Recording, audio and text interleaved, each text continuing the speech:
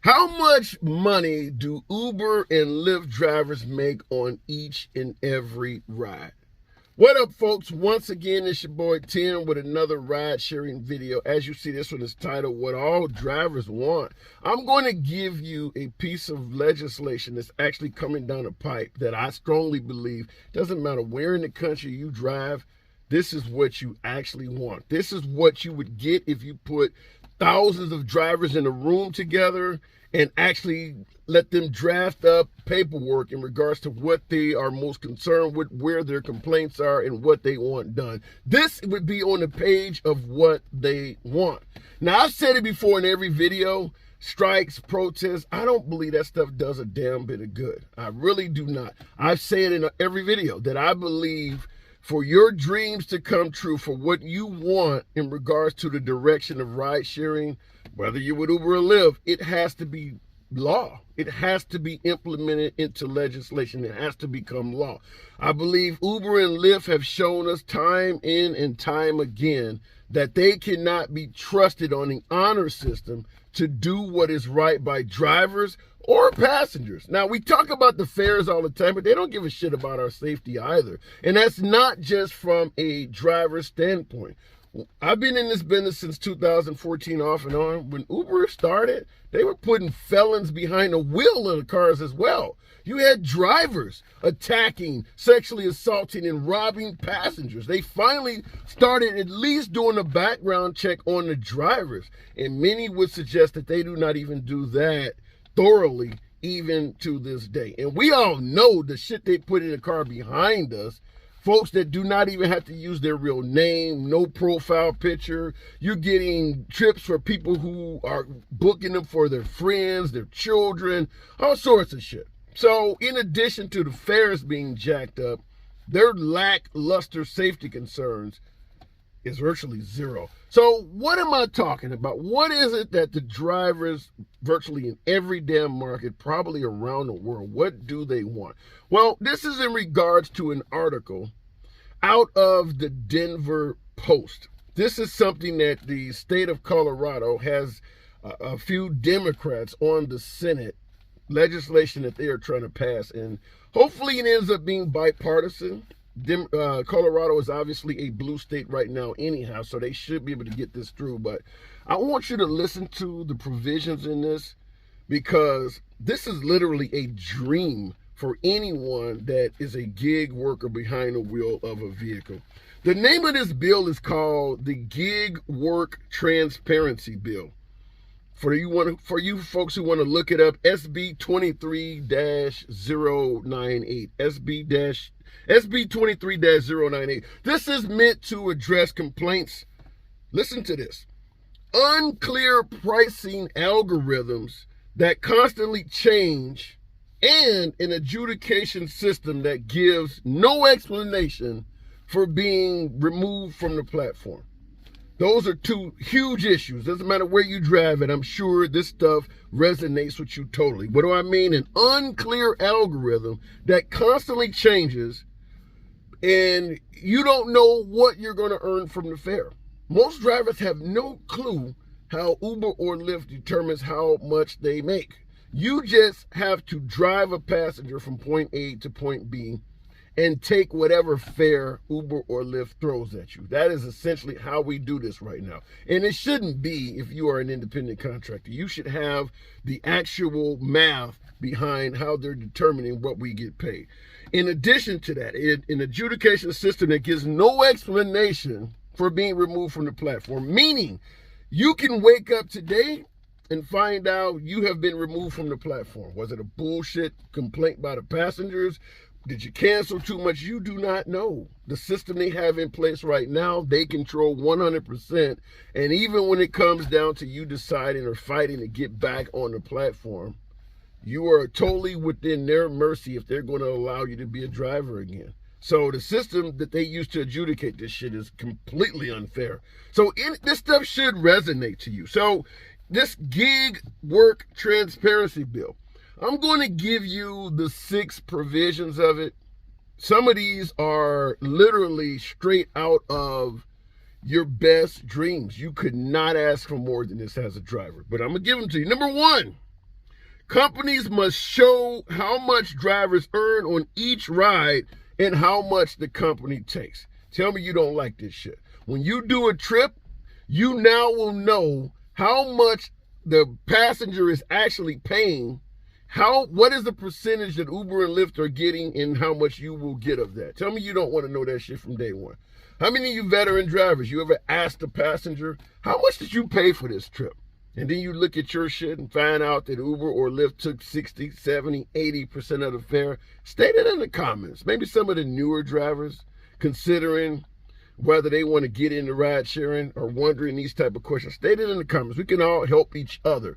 Help some of the newer drivers avoid some of the pitfalls and experiences that us veteran drivers had to learn the damn hard way. Number 2, show more information on time worked, expenses, and wages.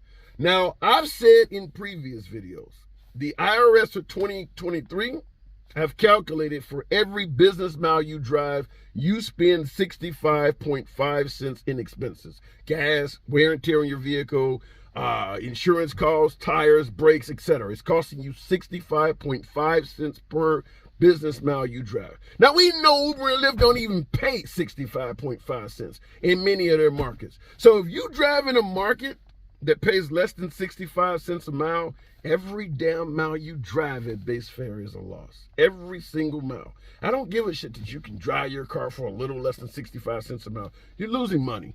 So this portion, this provision of their bill they're trying to pass would actually tell you ahead of time from a government regulated position how much time you have to work from going to point A to point B, your expenses and your wages. Because oftentimes as well, when you get a trip, Uber or Lyft will tell you how much time you got to spend going to the customer and how much time it takes to do that trip. And that shit's all wrong. How many of you folks have seen trips in there like, it says 15 minutes. It's going to take me 45 minutes to do this shit in traffic. This is wrong. So once again, from a government regulated standpoint, it just prevents the ride sharing companies from lying to you. Now, number 3, I mentioned this before, very valuable. People around the world are complaining about this, not just in America, not just in Colorado, but around the damn world. Creates a way to challenge deactivations and terminations. How many of us are not complaining about getting terminated or deactivated from the platform based on God knows what?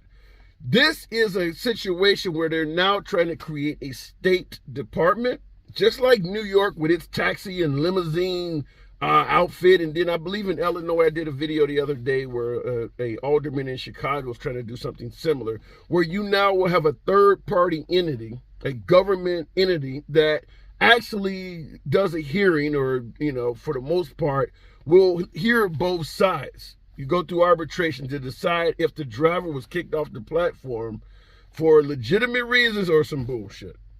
This is what we need, because currently right now, the ride-sharing companies operate on a mantra of the passenger is always right. If a passenger says something about you, they will deactivate you first and ask questions later.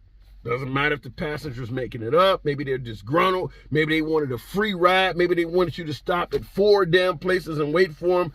Who knows why? There's a hell of a lot of shit that leads passengers to be disgruntled. A lot of them want a free ride. A lot of them want to have sex with the damn driver. You don't know. But the fact that you just take complaints on face value as fact without checking with the driver. We got drivers out there with 15, 20,000 rides. They got deactivated for some bullshit. Horrible. Number 4. This is probably the gold standard around the world, not just once again in Colorado or Illinois or New York somewhere, the gold standard. There is not a single driver out there that would think that this is not the shit, not what we absolutely want. Place a cap on how much the companies can take. Tell me you don't want that. Right now, we don't know what percentage of the fares that Uber and Lyft take. I told you before in the beginning of the video, state in the comments. You ever done a trip, you talk to the passenger and ask them how much they paid? They paid $10. You look at your earnings and you got 3, meaning they took 70% of the fare. This provision makes it so that there is a cap on what percent of the fares that Uber and Lyft can take. Right now, with their bullshit, messy algorithm, it fluctuates all over the place. Meaning you could take somebody from point A to point B, make a certain amount, and do the same trip tomorrow, and the entire pay might be different. This stuff right here gives you transparency, gives you predictability, and numbers you can base shit on. If you want to go out and buy a car, maybe you want to go out and take out a furniture account, get a new apartment or something like that. And if you're basing it on your earnings from ride sharing, you need your earnings to be predictable. You can't have shit all over the place. This is what we need. Number 5, must show riders the end destination, or must show drivers the end destination and fare costs and what the driver will be paid. And they want the rider to know this as well. Now, I told you before that I believe one of the reasons we do not receive tips is because a lot of riders do not realize how little we make. If the rider now gets to see what percentage of the fare that Uber and Lyft are getting, even they will be sitting in the back like, damn, they pay y'all this little? How about we do this shit on the side? There are plenty of bleeding heart liberals out there, for the most part, that want the folks on the lower end of the scale to make a little bit more money. Maybe you're an immigrant and can barely speak English and you're struggling in the new country. Listen, I'll give you a 10. If they're going to take 80% of this ride, how about I cancel the ride and give you a $20 bill? There would be people that would do that. I've said it before many times, the riders need to know how much of the fare is being taken by Uber and Lyft, because the amounts are so high, I don't believe hardly anyone knows what they're doing. So the more transparency we have in this shit, the worse it is, in my opinion, for Uber and Lyft. But I want you to hear the statements that Uber and Lyft are giving in regards to this proposed legislation. But we'll keep it moving. The last one here, number 6. This is something that falls under the category of you didn't know you needed it, but once you got it, you can't live without it. This is the shit right here. I never even heard of a driver coming up with this, but I really love this. And you let me know in the comments if this is something that makes you go, hell yeah. Number 6, show how many drivers were already presented with every trip you receive. Meaning, if you receive a trip, you're notified that 3 other drivers received this trip before you and they rejected it. After all, we cherry pick our asses off in ride sharing. The rides are mostly bullshit. Many of them are unprofitable altogether. So chances are a lot of the trips you're receiving right now have been rejected by many drivers before you. Some of us actually reject the same damn trip more than once. How many times have you rejected a trip and they sent that shit back to you again and you're like, well, I'm just going to reject this ass again.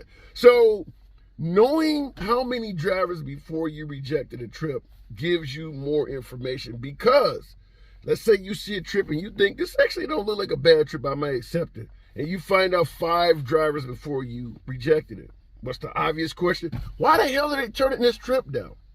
Maybe they know something you don't know. Maybe they know that 5.0 rating is given to a passenger that does not deserve a 5.0. Maybe they know this is a bullshit passenger that just recently created a new account because his old account was in jeopardy because his ratings were low. Maybe they know something you don't know. Maybe you're going to pick up Bebe's kids or some shit like that. They may know something. So requiring that they show how many folks rejected the trip before you, that's huge. I don't believe Uber and Lyft are going to play along to this, but let me give you what they had to say about this. Uber stated, "We've long supported many of these ideas and look forward to working with lawmakers, unions, and most importantly, drivers." How about that load of bullshit?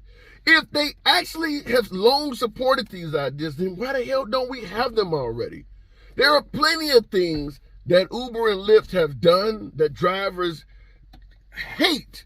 They don't want shit to do with it, and they done it anyway. So Uber and Lyft have always done whatever they favor, whether we want it to be done or not. So anything they support, they would have already made it the rule. So to have a company suggesting that we've long supported this shit, we just hadn't got around to doing it, It's a load of bullshit. They could have been told us where passengers are going or how much is a percentage of the fare they're taking and things like that. They ain't long supported this shit. Lyft responds with something that's even more vague. Having deactivations on a fair premise and pay transparency are important issues. That doesn't say shit. Okay, you think deactivation should be fair? You think there should be transparency in pay? You said they're important issues. Okay, but do you want to implement them or not? Yeah, of course we know they're important issues. That ain't saying shit if you don't follow it up with something. So both of the companies completely gave lip service without stating really anything. But I think Uber's is the most egregious by claiming that they've long supported this shit. They haven't long supported this stuff. Drivers have been asking for some of these things from day one. Certainly, we've always wanted to know where the hell the passengers are going when we pick them up. We've wanted to know that from day one. When I put somebody in my car, or better yet, when I'm going to get someone and put them in my car, could you tell me where they're going before I go pick them up so that I don't have to tell them when they're in my car, I cannot take you to that location? I've almost gotten in fights with passengers that did not want to get out of the vehicle when I told them, I'm not taking you there. 30, 40 mile trip, person been waiting for an hour or two because multiple other drivers have been rejecting them. So finally your ass show up after an hour and they get in your car. They're off their feet. They've been standing waiting for the trip. And you tell them you got to get out of here now as well. I've had to do that and I've had people get angry. So if they supported telling us where drivers are going to go, they should have done this from day one. Fact is, they didn't support it. Last but not least, out of these 3 Democratic senators, here's what one of the senators stated, and this should resonate with you. They're offering you the chance to be your own boss and work for yourself, but they're not giving you the information you need to make decisions. That's what the senator stated. Is that not true or what? They're telling you you can be your own boss, you got your own flexibility and freedom, but they are not giving you the tools necessary to do that. That makes perfect sense. So I just want to run this by you because shout out to these politicians in Denver for doing this. Now, I'm going to tell you something real quick in politics. I don't normally talk politics on my rideshare videos, but I do talk politics in regards to my political videos. But real quick, there are states that is more likely to pass this shit, and there's other states that are more likely to be against it. And we'll talk about that in a future video. But anyhow, what do you folks think about this? Do you think that this is the gold standard? I can't imagine any driver suggesting otherwise. But before I go, as I stated, have you ever talked to one of your passengers and asked them how much they're paying for the fare? So in your market, what percentage of the fare do you believe Uber and Lyft are taking from your trips?